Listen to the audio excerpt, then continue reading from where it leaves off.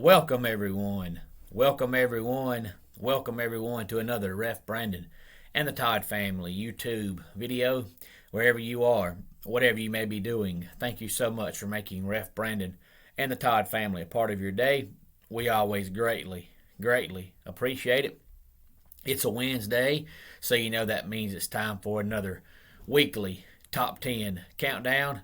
And of course, last week's was about college football, so I figured since we're right smack dab in the middle of college football season, I would go ahead and do another top 10 countdown about college football. And before I get into it, let me quickly say I've got another shout out coming at the end of the video, and this one is going to somebody far away, so stay tuned for that at the end of the video. But without further ado, we'll go ahead and get into this week's top 10 countdown, which is top 10 longest current tenured FBS head coaches. And I figured I would do this because there's probably a couple of names on this list that either you're not going to recognize or you're not going to recognize the fact that they've been at their school for so long, so I figured we would go ahead and do it. And of course, as always, if you have any thoughts on any of the coaches or any of the schools on this list, please feel free to let me know. Number 10 on the countdown is David Cutcliffe. Now, of course, David Cutcliffe has been around the game of college football for many years. He had a short reign as the head coach of Ole Miss, but he has been the head coach of the Duke Blue Devils since December the 14th of 2007. He's won 77 games as their head coach, 121 overall because of his 44 wins at Ole Miss. But 77 wins doesn't sound like much, but at Duke, that's a pretty good resume. So David Cutcliffe is number 10 on the list. Number 9 on the list is a name that most people just either can't say or won't try to say, but he's been the head coach since December the 8th of 2007. So him and David Cutcliffe got their current jobs less than a week apart, and that is Ken Nui Matalola. He has 102 wins at Navy, but he's never coached anywhere else, so he has 102 career wins as well, and I don't think he'll ever coach anywhere else. He loves the Naval Academy, and the Naval Academy loves him, and since he runs the triple option offense, and pretty much no teams run that anymore outside of Air Force, Army, and Navy, all the service academies. So I think he's a fit there. He'll always coach there. So number 9 on the list is Ken Nui Matalola. Number 8 on the list is a name that everybody is going to know. He's been at his current school since January the 3rd of 2007. So it's his 15th year there. He's got 262 career wins because, if you recall, he had a couple of stops at other programs. One was not successful at all, and a couple he was decent at, and that is Nick Saban. Of course, he is the current head coach at Alabama. His very first coaching job was with the Toledo Rockets back in, I believe, 1990, and he only coached there, I believe, for 1 year. And then, of course, he was assistant coach for a while. Then he came back at Michigan State, and he was just not good at all at Michigan State. And then, of course, he won one national title at LSU before going to the NFL and then coming back to Alabama. Number 7 on the list is Troy Calhoun. And just like Ken Nui Matalola, he coaches at a service academy, and he'll probably stay there forever because he also likes to run the triple option, and that is Troy Calhoun, who got his job December the 14th of 2006. He has 107 wins as the head coach at Air Force. Number 6 on the list is Pat Fitzgerald, and he's been there since July 7th of 2006. Of course, he got the job in the middle of summertime because if you recall, their head coach before him was Randy Walker, who passed away suddenly, and they had to find somebody to take over the reins as the head coach, and they gave it to Pat Fitzgerald. He's now in his 16th year as Northwestern's head coach with 109 wins. But when he got the job, he was only 31 years old, I believe. So he's been there this long. He's still actually fairly young. So I'd say he's got a long time to go unless he decides to retire at a young age. But he is a fit there. They love him. He loves it there. And Northwestern is very hard to win at. It's one of the toughest schools in America to get in academically. So as long as you win 7 games a year there, you're set for life. Before we get into the top 5, let's go ahead and recap 10 through 6. 10 was David Cutcliffe. 9, Ken Nui Matalola. Number 8 was Nick Saban. Number 7, Troy Calhoun. And number 6 was Pat Fitzgerald. We're doing the top 10 longest current tenured FBS head coaches. And number 5 on the list is a name that most people probably won't even know. If I don't tell you the school, most of you still probably won't know because it's not a big-time program, never has been, never will be. But he was an assistant coach for a long time, including a few years at Clemson back in the day. He's now in his 16th year at his current school. He's won 96 games, and he's never coached anywhere else, so he's got 96 career wins. He took over the head coaching job December the 12th of 2005, and that is Rick Stockstill, who is the coach of the Middle Tennessee State Blue Raiders. Number 4 on the list is a name that everybody is going to know, but that is Mike Gundy in his 17th year as the head coach of the Oklahoma State Cowboys. Been there since January the 3rd of 2005. He has 143 career wins. And, of course, everybody has known the name Mike Gundy for years because not long after he took the job, he had that press conference where he was mad. He said, "Come at me. I'm a man. I'm 40. And there's a lot of people that still, to this day, will go back and play that clip. But I believe he's 54 years old now, so he's still kind of young. But as successful as he is there, I don't know if he'll ever coach anywhere else because, of course, he played there.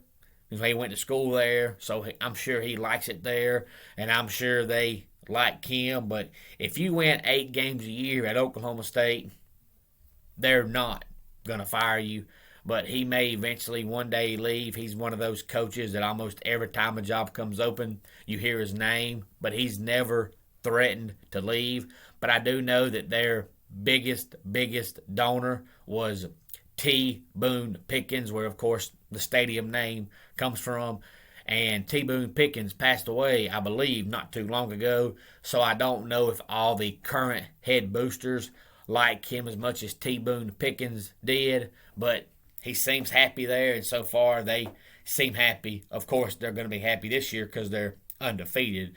But overall, at Oklahoma State, if you go 8-4, 9-3 every year, most people are going to be satisfied.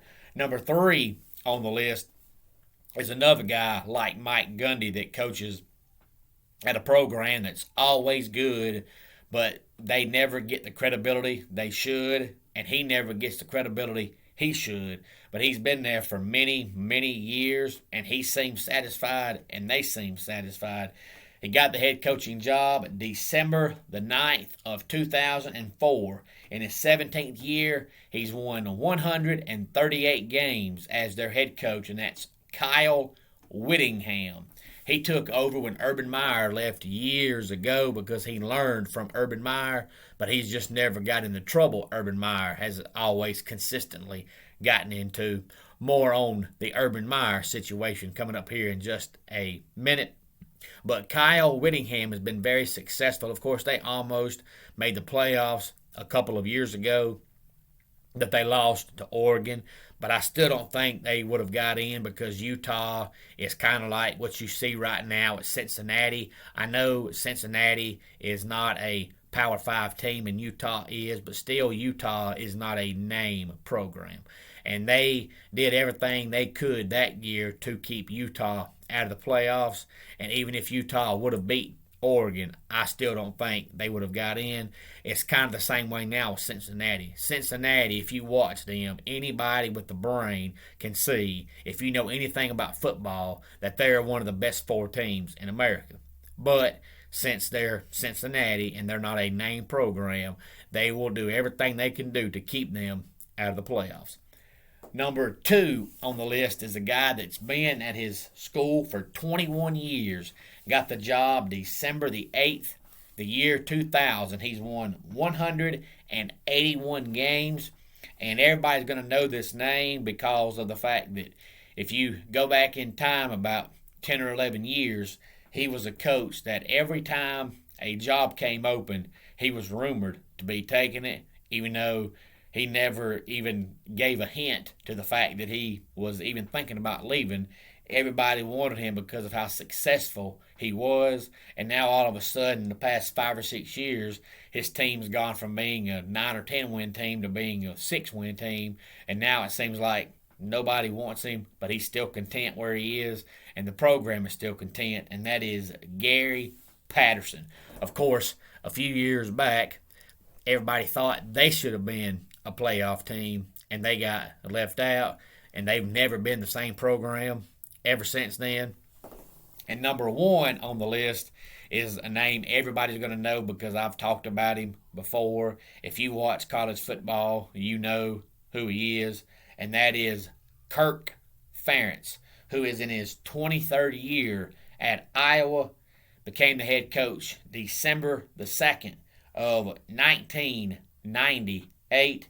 He's won 174 games at Iowa and 186 in total because before he became an assistant at Iowa under Hayden Fry, and then of course he got the job when Hayden Fry retired. He had, I think, a 3-year stint at Maine as a head coach, but that's been many years ago, so I'm not sure that that's accurate, but I think that's where he coached that years ago before he became the assistant coach at Iowa. And then, of course, he took over the job at Iowa when Hayden Fry retired.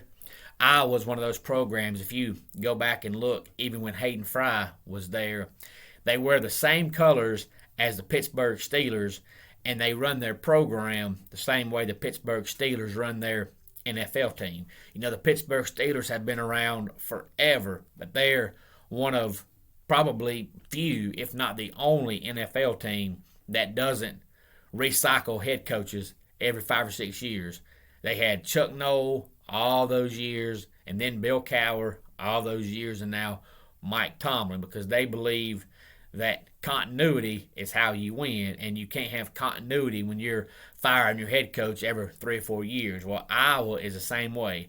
Hayden Fry coached there for many, many years, and now Kirk Ferentz has coached there for many, many years. And they've always won about 8 games a year. That's what Hayden Fry did, and that's what Kirk Ferentz does. Now, this year, right now, they're on pace to win more than 8 games. But a few years back, Kirk Ferentz had, I believe, a 10-win season. Then the next year, I think Iowa won 5 or 6, which is an average of about 8 wins a year. But right now, they're on pace to have more than 8 wins this season. Of course, back in my preseason preview of Iowa, I had them going 9-3, which is a tad better than 8 wins. But back to my Urban Meyer conversation. It's not really an Urban Meyer conversation. It's more about Ed Orgeron, because we all know that on Monday or Sunday it was announced that he would not be back at LSU next year. He's getting his $17 million buyout, which is going to be paid up through, I believe, July of 2025 is when the final installment will be paid. But the reason why I bring up Urban Meyer along with that is because Everybody knows that everywhere Urban Meyer's ever coached, he's always gotten in trouble everywhere he's been. But Urban Meyer has never one time been fired from a program or now NFL team because he's always won. As long as you win, people don't care what you do. There's an old saying that says, people don't care what you do until you're not doing what you're supposed to be doing, which means Urban Meyer wins, so we don't give a darn what you do. And he's coached the Jaguars for not even a year yet, coached 5 games, and already been in all kinds of trouble. But guess what? He didn't get fired because the Jaguars know if they keep him there in a couple of years, they'll be winning. Well, Ed Orgeron has been in all kinds of trouble at LSU that's been going on since before they won the national championship. But nobody cared because they won the national championship. Well, now it's 2 years later, and they're pretty much a 500 team ever since it happened. So now it's getting thrown back in his face of what's going on off the field, but it's getting thrown back up in his face because they're not winning. People knew it was going on. Nobody cared, just like at Tennessee. Jeremy Pruitt was trying to pay players and get players and cheat, and everybody knew it was going on. But his first 2 years, nothing got said because it looked like they were heading in the right direction. Well, then by the middle of year 3, you could tell it wasn't a fit and it just wasn't going to work. So all the stuff he was doing got thrown back up in his face, and then that was the reason why supposedly he got fired. When the reality of it was the reason why he got fired was because he sucked. So the coaches can do whatever they want to do off the field, and nobody cares as long as you win. So Ed Orgeron could have kept cheating and being dirty at LSU, and nobody would have cared as long as he was winning. But now that he's not winning, they're claiming he's getting fired because of that, when the reality of it is he's getting fired because he sucks. So there's a bunch of names that are getting brought up now. The new name in the rumor mill to take over the LSU job is Jimbo Fisher, and I still don't understand everybody's love affair with Jimbo Fisher. I don't understand it. I don't get it. The man is an average football coach. That's what he's always been. That's what he'll always be. But everybody seems to want him, and I just don't understand it. And if he leaves Texas A&M with that contract he's got, he's foolish. Because even though he is underachieving big time with the amount of money that he's making, if he wins 8 games or 9 games every year at Texas A&M, they're not going to fire him.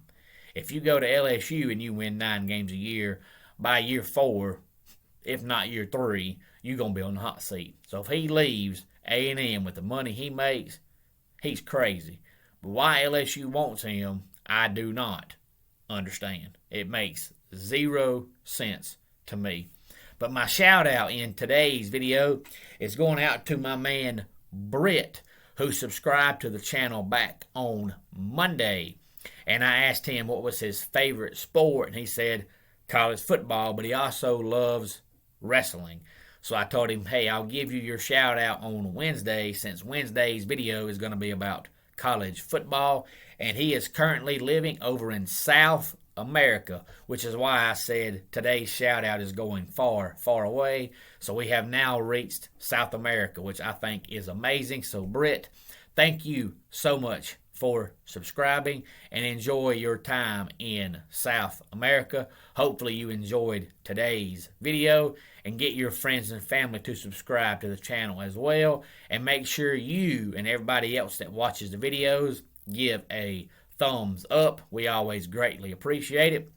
And I don't know if I've told you this before or not, but I have a fear of speed bumps. But I'm slowly getting over it. And that is your dad joke of the day. And that wraps it up for today's Ref Brandon and the Todd Family YouTube video. Until next time, it's Ref Brandon saying, just like in pro wrestling, life can be over by the count of 3. Tell your friends and family how much you love them. Bye.